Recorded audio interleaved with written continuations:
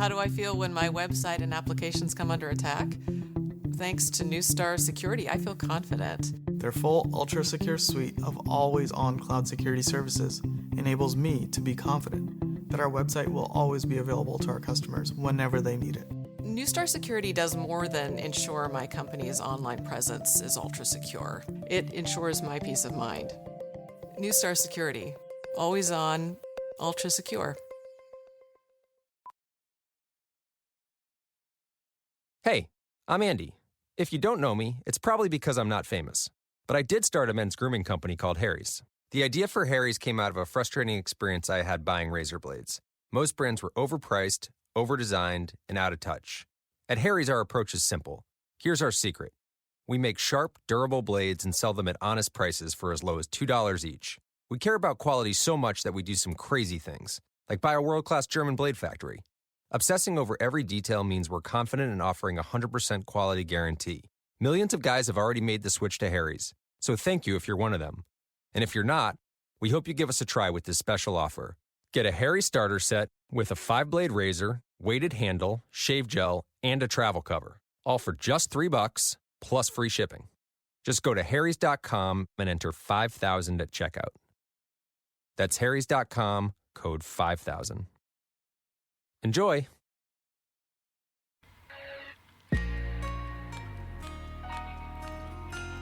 Welcome to the Oh Hell No podcast, where I, Keisha Nicole, delivers a daily dose of passion, purpose, and struggle by interviewing people who are living their best life doing what they love. Here on this podcast, every Oh Hell No moment serves a purpose. Now let's get started with the show.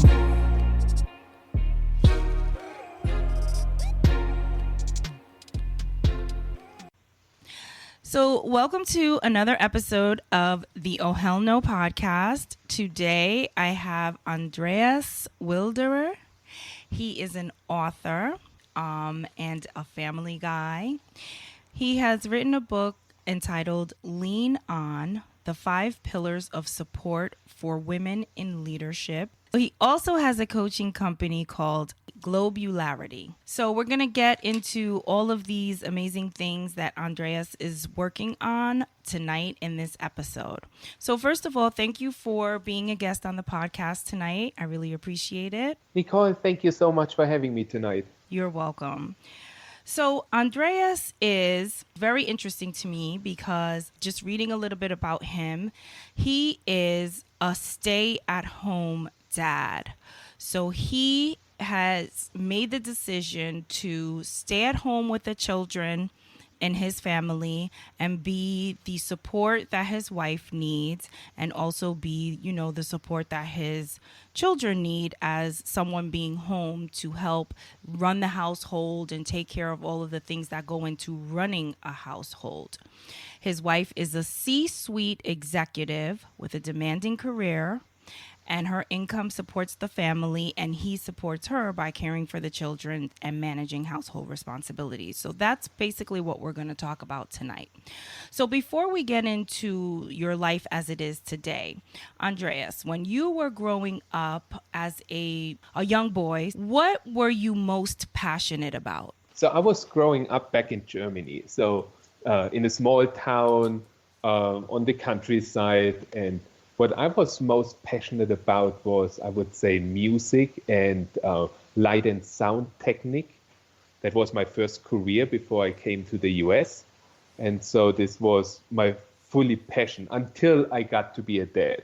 And then all this changed, and here I am today. Wow. Okay. So you had a career in music, in the music industry, probably doing things in the background, not so much like a singer or anything. Yes, in the background, stage technician, and then later on the event management part and event marketing part of it.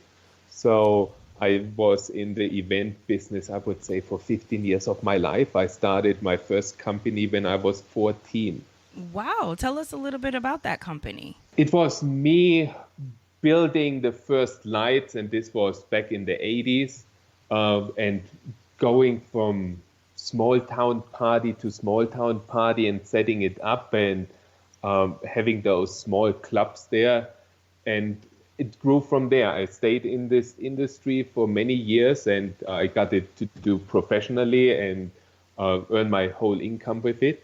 And this was a great start as 14-year-old, now looking back to say, oh, being an entrepreneur at this age. Wow, yeah, absolutely. And it's so interesting that you follow that passion of being interested in music and lighting and doing those things at such a young age. So let's fast forward a little bit. So when you met your wife and you guys were dating, did you always talk about having children? So we were a little bit fast, I would say. So we started to know each other over the phone. And because she was she was maid of honor on my brother's wedding, and I was best man. And we started to talk on the phone because of that. And we got together. 7 weeks later, we were engaged. So the dating phase was really short. Then our son was on his way a few months later. And this was the first time when we really started to talk about having kids and role responsibilities and things like that. Wow. So did people think you guys were crazy after getting, married after such a short courtship? Absolutely. The most people said, this will not work out and you don't fit together. And so there was a lot of resentment and against us. The cards were not laid out for us, but we proved them all wrong, and we are still together very happily and found our very special way, a little bit different than most people would do it. Oh my gosh. So how many years have you been married? We are married now for 13 years. Wow. That's amazing. Congratulations on that. Thank you. Okay, you guys got married, you had your first baby. When did the conversation start coming up that maybe you would stay home with the baby? What the first baby, was it your wife who stayed home, or was it always something that you felt more comfortable doing? I did it from the beginning. So when she got pregnant, we started to talk about it. And also I was happy in my career, and I just went back to studying at that time. So I was a full-time student, and she was pregnant. We said, okay, let's put all cards on her career, and let's try to focus on her career and make everything happen for her. And I will try to be the support role and do whatever I can to support the family. Maybe also earn some income, but she will be our focus point. And so from day one that our son was born, I took care of him. She went back to work as soon as she was allowed to, which is in Germany 3 months later. She went back to work and I stayed home with the little boy, although I took him back then to the university, and he was sitting through a lot of classes like building engineering and math with me as a baby already. Wow. So in Germany, they allow that? They allow you to bring the baby into the classroom with you? Some do, some don't. Many were okay with it as long as I was sitting in the last row and as long as he was quiet. So I did not do the full day, and I tried to go to classes during the time when he was sleeping or kept him up before, fed him right at the beginning of the lesson, and so I could make it through the whole study. And the professors were really lenient, or at least some of them. And so this was our start in doing it a little bit different. Okay. So when she had her first baby, was she already a top executive, or was she working up to that place? She was working up to it. So she was on the, I would not say a fast track, but she had a promising career ahead of her. And she was trying and working hard and trying to make her amends in the industry. But she was not where she is now. Okay. And I talked about her being a C-suite executive. Can you explain that to some listeners who might not know what that term means? So now my wife is the chief executive officer, so it's C-suite executive of called Denora Water Technologies, headquartered in Milan, Italy. Wow. That's pretty impressive. So now you're taking care of your son, you're home with a baby. You guys decide to have another baby, and now there's two babies at home, and it's already established that you're going to take on this responsibilities. So now I don't know how the culture is in Germany. Is this something that, in the United States, maybe it's not something that's frequently, I would say that it's not something that's popular here. I don't see that a lot here. I mean, I'm not speaking for everyone, but that's not something I see a lot here. So in Germany, is that something that is everywhere, or is it something that maybe some of your friends were like, man, are you sure you want to do that? Maybe you are taking on too much. Did you get any like pushback from people that or criticisms from them because you wanted to take this position in your marriage? So I would say back then, and this was 12 years ago when it started, it was not common in Germany that we have stay-home dads. The Germans or Europeans, I would say, are a few years further and opener to this than the US. The US is lagging a little bit behind. Like when I was in Germany 12 years ago as a newborn dad, we had the discussion about changing tables in men's rooms. The same discussion we are hearing now in the US, where more and more restaurants do it, but we did it 12 years ago in Germany. I got a lot of, going back to the question about back from friends, family, there was a lot of pushback. A lot of friends said this, oh, why would you stay home? It's a men's have to go to work, women have to take care of the children. That was the one perspective. The other one was a little bit like, aren't you men enough to support your family? Do you need your wife to support it? Can't you do it by yourself? These were a lot of those pushbacks, and this was more or less my oh hell no moment. Mm-hmm. This when everybody around us was pushing towards no, this is not the best way. This is wrong what you guys are doing. Between baby number 1 and baby number 2, we moved to the US. So my daughter was born in Pittsburgh. We were just a year here, new immigrants, no support systems whatsoever. So no family, nobody we really knew or trusted. So this was a whole new level to the game, not only being stay-home dad, not only having 2 little babies at home, not only that my wife was gone all the time, and she was, I would say, 50 to 60% travel at this time, but no support system at all. So it was really put on me and the children to find our way through there. Wow, that is really amazing, because I can tell you, as a woman, and I have children, I don't think I could stay at home with my children, only because I feel like when you're at home with the kids, it's like a never-ending job.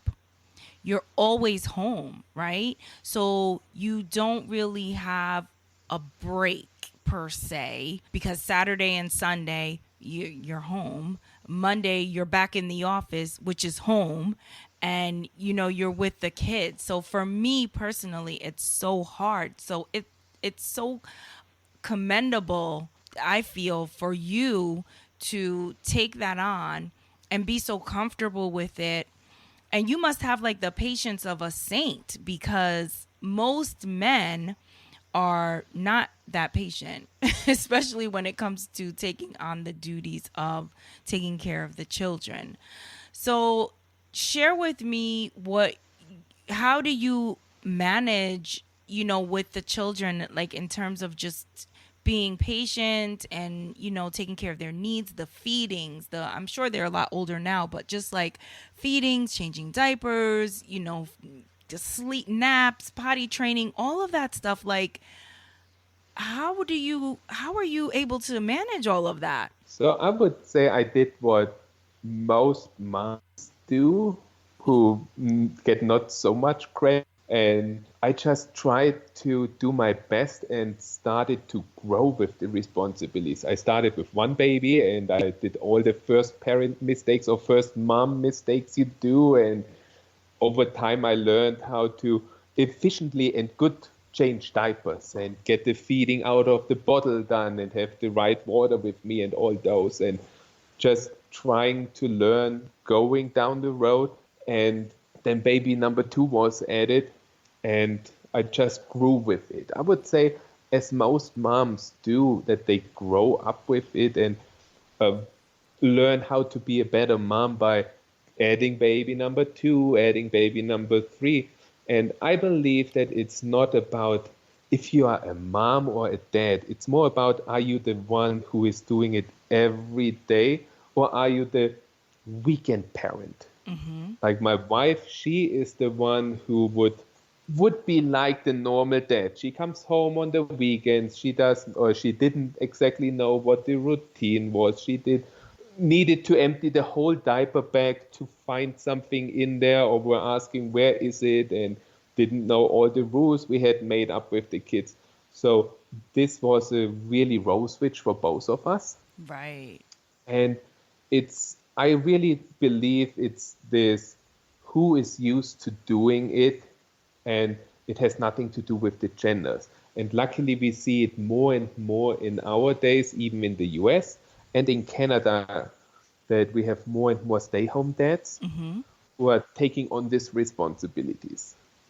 Yeah, I think it's great. And I know my listeners are probably like, oh my God, you sound so dumb. Like, why are you saying it's like I sound dumb? Because I'm like, oh my God, like, how can you manage this? Because like you said, it's women do this all the time. Like, this is what we do, but it's just assumed that we're supposed to know how to do it and we figure it out and we've got it. And men are the ones who need help, along the way because they don't really know. They're not that patient. They're not this. And it's not right that we, put these stereotypes and these labels on each other. Once you have a child, you're a parent, and we both should be figuring it out and contributing in whatever ways that we can, because you're raising your child. So forgive me for my moment of ignorance, but, I'm just used to the roles being the mom taking charge and doing everything and kind of teaching the dad how and what to do. But in your situation, it's the opposite.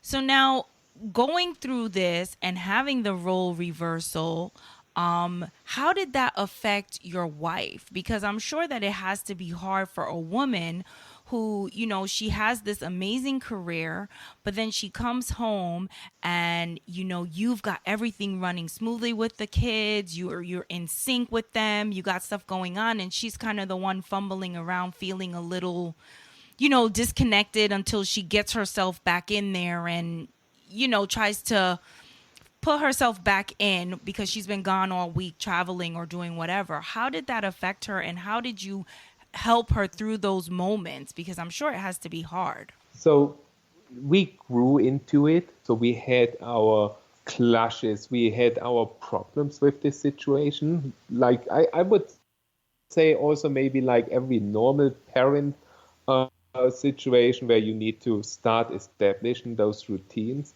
For her, or for every woman, I would say, maybe who goes back to work, it was the same. She had the problem of mom guilt. Can I do this? Why am I not here for my kids? Am I a bad mother because I'm not doing this? For her, it helped always to say, at least I know the kids are taken care of by someone who loves them, who is doing his best and is trying to do it as good as she would do it.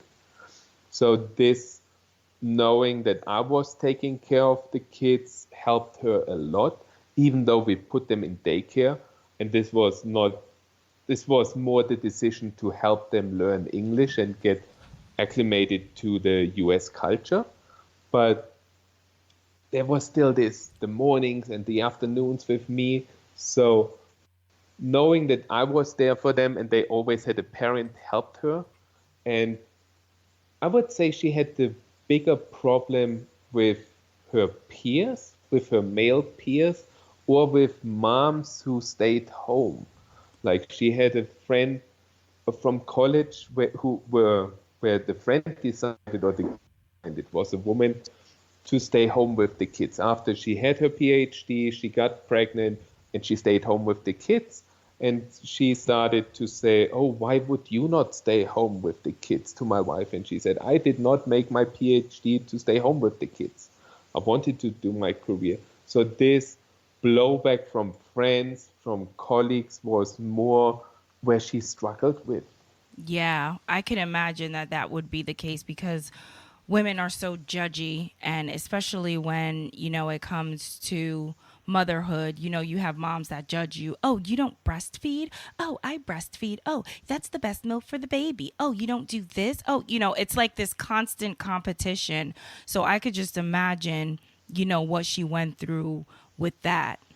At any time, did this role reversal take a toll on your marriage? I would say at the beginning it did, until we figured out a way to communicate with each other, until we figured out to establish our roles, not starting micromanagement each other, trying to really say, okay, I'm taking care of the kids, so daddy's rules are the rules we are using, or maybe we talk about, but not.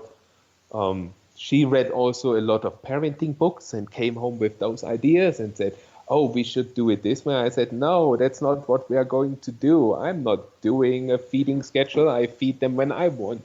And so we had our problems in the marriage, in things like that, and in communication, like trying to establish that my weekends is still my work and finding a balance for me and items like that. And it took many years for us to get it right, I hope. Mm-hmm. And that was also one why I started to write the book.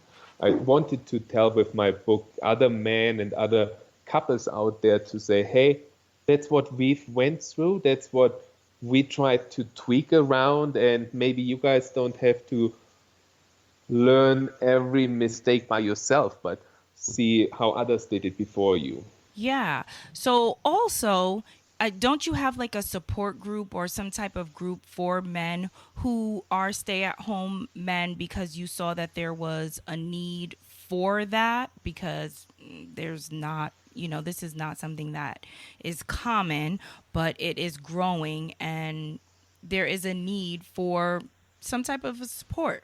So I started a group for men of executive women, so for females who are in leadership. So we have a lot of stay-at-home groups, luckily, out there now. So there's a stay-at-home network. It's a community on Facebook. They have their own conference. There are city dads in every city. And when you start to digging into stay-at-home dads, there is a lot of support here now, which was 10 years ago when I was starting out as a dad with a small kid. I wish I would have had those resources and this support. But what still was missing or is missing is a network where you have those executive females and how their husbands and partners support each other. Since being married to a CSuite executive is another ball game. It's another added level of stress. When we are talking with my wife now close to 85% of the time travel activities about the stress she has at work and how that affects the house, it's a different level. And you don't find so much people who are going through the same situation like you. So I established here a network for them. And talking to a lot of them we had all the same problems. We are all dealing with A-type females who fought their way up the career, and they have all something in common. Yeah. So you wrote this book called Lean On, The 5 Pillars of Support for Women in Leadership. And this book is really a book talking about, how to support women in leadership from, a spouse's position. And just you share in the book some of your stories and some things that you have gone through and some things that work for your marriage. So you have in different chapters about pillar of self, which is talking about being self-aware, pillar of partnership, pillar of family, pillar of workplace, and pillar of society. And what I got from reading through the book is like you almost run your home kind of like a business. So can you tell us a little bit about that and why you take that approach and why it works for you? So, yes, of course I did. I wrote Lean On as the answer of Lean In. So if we are asking more and more women to lean into the workplace, who can they lean on to? And this needs to be society, but this needs, number one, their partners and their spouses, and most of they are men. So we men needed to start saying, okay, it's after hundreds of years of female supporting men, we men need to step up, or what it's much more, step out and be open about it, that yes, we are supporting our wives. And with the 5 pillars, it's for me a system I'm going through to say, okay, to be able to support my wife and to support somebody else, I need to go through those 5 pillars, and I need to go through the pillar of myself and say where I am right now, what are my goals, how don't I lose myself? I don't want to look back 10 years, 15 years later and say, where did I end up in the last 15 years when I dedicated my life to family and partnership? Then, of course, the pillar of partnership, where we talk about how the couple has to align each other. How can we not micromanage each other? How can we align our goals and our visions? Then the family pillar is all about the children. It's about what problems do the children have? How can we maybe help them through there and get an understanding of those differences those children have? Like my son, when he was 3 years old, he asked me when we picked up one day my wife from work, Dad, do men have to work too? Because for him it was so normal. Men are staying home with the kids. Dad is always here for me. Mom is the one who is going away. And that's the norm. And suddenly he was sitting in the car and seeing all those men coming out of work. So this is what I'm talking about in the family pillar, to say, how is a change in roles affecting the kids? Then the workplace is his and hers workplace, to say, where are we a little? How can we help each other to get our workplaces better organized and support each other? And with the society, I'm always a little bit maybe, where is society lacking behind in our days? Or where do we need the most advancements to make to get going, that we have true equality? Hopefully not in 100 years, not hopefully in 50 years, but maybe earlier. And so when you ask about running a family like a business, it's my approach to say, okay, I don't want to take the emotions out of the family, but I also want to bring a little bit of the structure and the management tools into the family. We have all those great leadership books and assessments and everything out there for the businesses, but we seldomly take the approach and using those tools in the family, like planning, like using management tools, like using different calendars that are web-based, cloud-based calendars that we can see, where we are using video calls when we are on trips and stuff like that. So this using some of those management tools, bringing them to the house, is what I'm talking about when I say running a family like a business. Yeah, I like some of the ways that you described dealing with certain things. Like, for instance, with the finances, you said that you both have access to all of the money. You make the decisions based on, what the family needs in terms of, like, household things. And that if there is like a major purchase or something like that, then you would have a conversation, of course, with your wife to make sure that she's on board with, making such a purchase.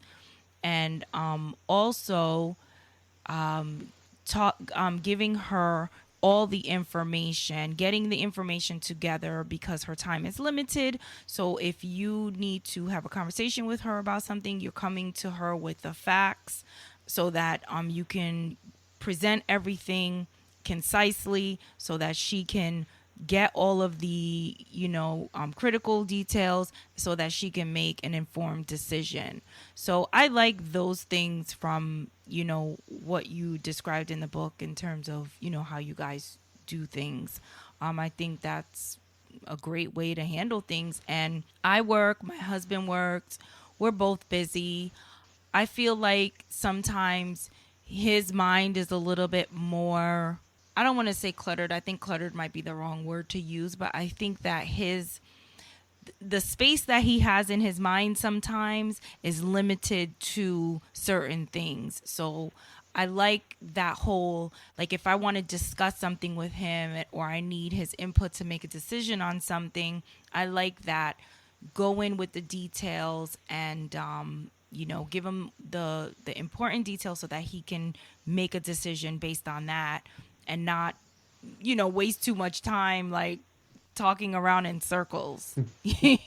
So I can definitely appreciate that. And I definitely, when I was reading it, I was saying it to him too, because sometimes I feel like he can be like that when he's coming to me asking me for my input. And sometimes my time is limited as well, because I do both things. I work and I, run the household. I feel like I run more of the household than he does, only because he's just the type of work that he does. His attention needs to be more on his work. And he also works in technology. And so I try not to bog him down with little things. I just take care of things, but sometimes he'll want to do something and then he'll come to me with, well, what should we do? Or what do you think? And I'm like, well, what do you think? What are you thinking, so that I can give you my side? But, he's not coming to me with his side. So I feel like it's really good for both parties to come with the facts or come with the, what they're thinking, so that you can both make an informed decision. So I do like that. This sounds great. And it's another benefit is when you try for yourself to prepare those facts ahead of time. Yeah. It's for me more often that I think more deeply about it and say, okay, that's more structured. How can I present it to somebody, instead of just saying, oh, let's start talking about it, and 2 hours later we finally get to the point. If I try to get the facts or the issues laid out and the options and see where we need to go, it helps me to make a better structure, and also in the end make better decisions by having it a little bit pre-structured. Yeah, absolutely. And I like that you also say that you make the decisions when it comes to the family stuff. You're the one who kind of makes the decisions on that, because you're in the day-to-day of it. So you can make the best decision for the family because you're the one who's running it, So not to say that she doesn't have an opinion, but it's just that, you're going to be the one to kind of make the ruling, if you will. Yes. So, yeah. And this is the one that we learned over time when you hear I guess it's in most family it's done that way, that mom is picking those, making those decisions. And when we have the roles reversed, it takes the one extra loop in your mindset to say, okay, the rules are reversed. So dad suddenly makes the most of the day-to-day decisions, and mom just follows since she is the working dad. So Yeah. So do you feel like your kids have a sense of understanding that whoever decides to stay home, it doesn't have anything to do with gender. It's just what works best for your family. Do you feel like they have a really good understanding of that based on what you've taught them over the years about how you guys live? I think so. So our kids had to grow up not only in reversed roles, but also we just moved to Colorado, and this was move number 7 for my 12-year-old son. So this is address number 7 for him. Wow. So those are effects on children where I hope in 20 years they will not come and say, Daddy, what have you done with me? And we are not paying therapy costs until college. But those two situations had a big impact on both of my kids. So seeing this, having mom gone all the time and going through the experience they had to experience at school, with friends, with other parents in sports, with these different gender roles. It's this when they, and I have the story in my book, but I really like to pull it out, is one day Dominic was in 3rd grade, so actually a little bit older, and the neighbors' kids came always on Saturdays or Sundays over and asked, Dominic, do you want to come out to play? And he said, no, my mom is at home. For him, it was something normal. Mom is home on the weekend. I want to spend time with her. When she is here, I want to grab every moment I can. And after a few weeks, I heard from school that you could describe it as it started to being bullied, that the kids said, oh, he's a mommy's boy, he's 3rd grade and still a mommy's boy, he doesn't want to play because he wants to sit on mommy's lap.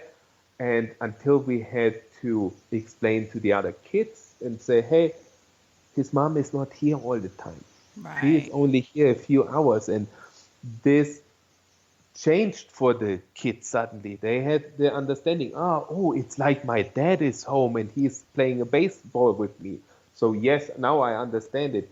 So those moments are something that my kids had to go through, and that has made an impact on their lives. And they are now so used to it that they see the difference, and they know that being a mom or a dad or being able to raise children has nothing to do with gender, but just with dedication, time. Right. Yeah, absolutely. Kids can be so rude. Like I just can't with these little bullies. I just want to blacken their eyes. Yeah, I said it, guys. I do. I just don't like bullies.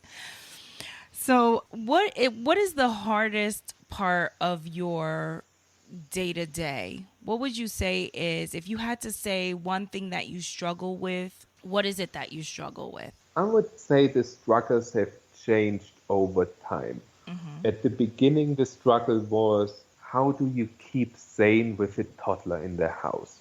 If you are the only adult and don't have someone to talk about, and everything is about babies, about toys, children's play, how do you keep as an adult, as a parent sane?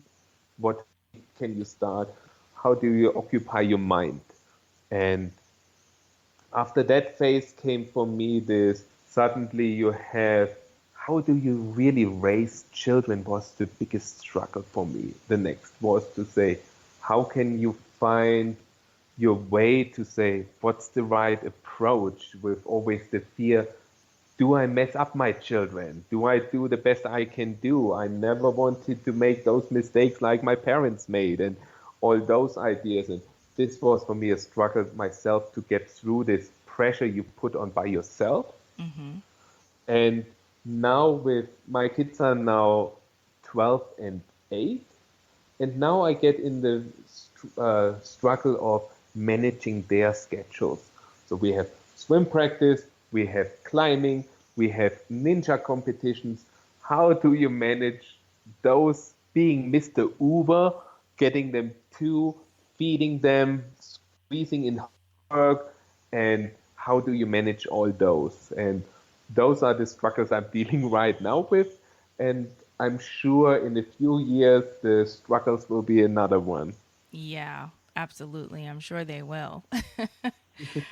So, in terms of you, what are your passions today and what are you pursuing to make sure that you don't lose yourself in taking care of your family? So my passion today is, and it sounds maybe stupid, but it's gender equality.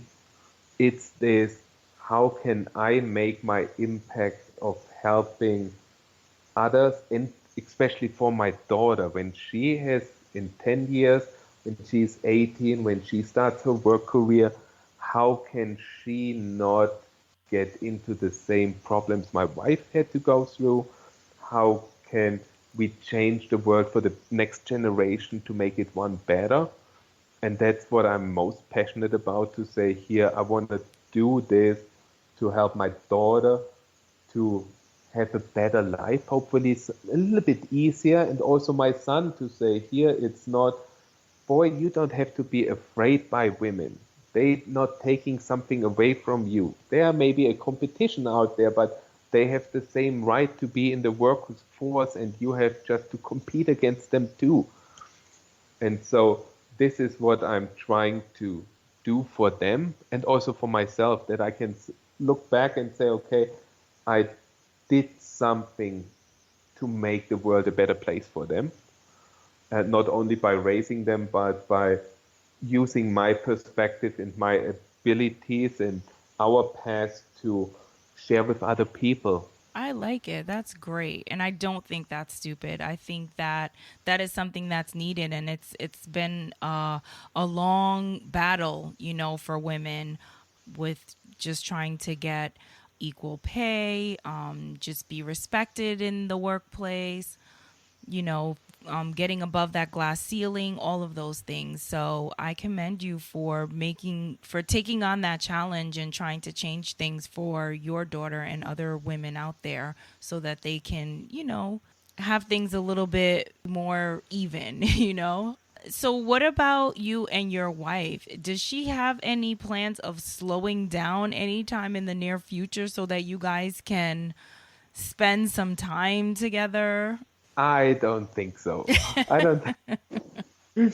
She is happy where she is. She is. She finally broke the glass into a year ago and became CEO. What she worked for many many years of her career with this dream. I want to be this a leader of a company, and I want to start making changes in my company. And so she is, now that she is CEO, she starts to say, okay, how can I as take the responsibility on to have women in leadership programs, to do women mentoring in my company, and have equal opportunities for the women in my company. And that's something that she is so fueled by the idea. Now I'm at the position to make changes and to make an impact. So I don't see her slowing down. And this is okay. This is good. She goes to work now with the kids getting older and longer at school. I could start at my work again and become coach and write this book. I'm hoping to start the career more and more, and so we are in a very happy place there together, and hopefully not slowing down for the next 10 years. Wow. Well, hopefully at that time, she can retire and you guys can, you know, go off into the sunset and get some much needed time together. Yes, that would be very nice. Yeah. So, I always ask my guests to share an oh hell no moment that has, you know, changed their perspective on something or taught them something. And early on in this interview, you shared that your oh hell no moment was when people were telling you that what you guys were doing wasn't right with you staying at home with the children and your wife going off to work. Is there any other oh hell no moments that you'd like to share? I would say I had so many oh hell no moments around this topic, around this changing the gender roles. Like I took on my wife's name. Just saying this, 12 years ago, I decided to leave my maiden name behind and take her name on. And there were a lot of oh hell no moments from my family to say, how can you do this? Or leaving my career behind. So I think this whole experience of gender roles was for me one big oh hell no moment, which is something I'm looking back now and say, okay, it helped me to become what I am. And it also, I hope that not many people have to go through those same moments over and over again, and that we as society start to get out of this narrow-minded ideas of gender roles and who is a better mom or a dad. I'm a Mr. Mom and not baby. I'm parenting. Stay-home dads do parent. They don't only do babysitting. So this idea is something that I hope we are going to change. So now the taking your wife's last name, what made you decide that that was something you wanted to do? It was a sign intended to set a sign that she keeps her career. It was something when she got pregnant back then, a lot of her companies, a lot of people around us said, oh, okay, now she will be a mom and her career is down the drain, it will stop. And the first idea to say, okay, no, let's keep her name, let's bring her right back into the workplace, to keep going, to set a sign, no, I'm not slowing down. I'm not being a mom just because I'm married now. I'm still here. I'm doing my work and I'm working on breaking the glass ceiling. So this was, I would say, the main reason why we did it. So that she says, okay, she was with the same company for 10 years back then. And she said, okay, I keep my name and I don't have to change my email addresses. I'm just me. And I supported that idea. Okay, that's interesting because she could have just not changed her name, like she could have not taken your last name and just kept her maiden name. And then, because a lot of women do that too. They don't want to take the name because they are building a career or whatever, or they hyphenate their names, or, there's so many different.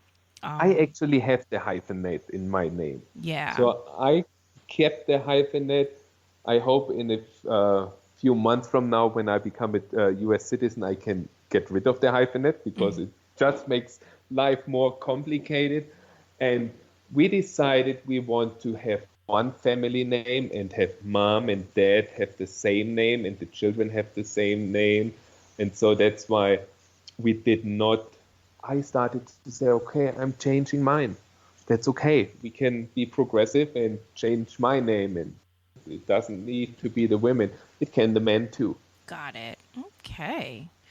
All right. Well, it was a pleasure having you on the podcast. You have shed some light on a new topic.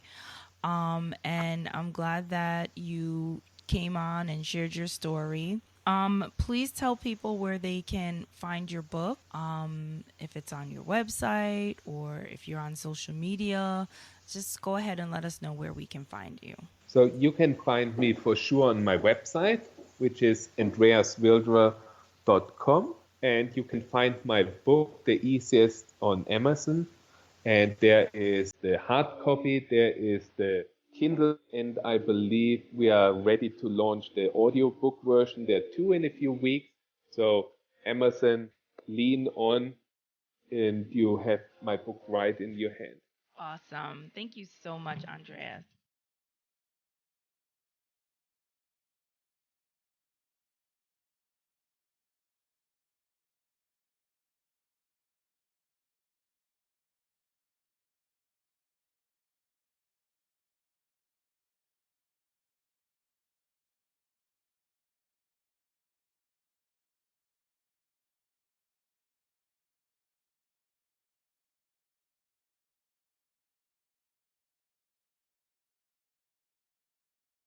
Hey, I'm Andy, and I started Harry's, the shaving company that's fixing shaving. At Harry's, we keep it simple. We make sharp, durable blades and offer them at honest prices for as low as $2 each. We obsess over quality so much that we do crazy things, like buy a German razor blade factory. So give us a try with this special offer. Get a Harry's starter set with a 5-blade razor, weighted handle, shave gel, and a travel cover. All for only $3 with free shipping. Just go to harrys.com and enter 5 at checkout.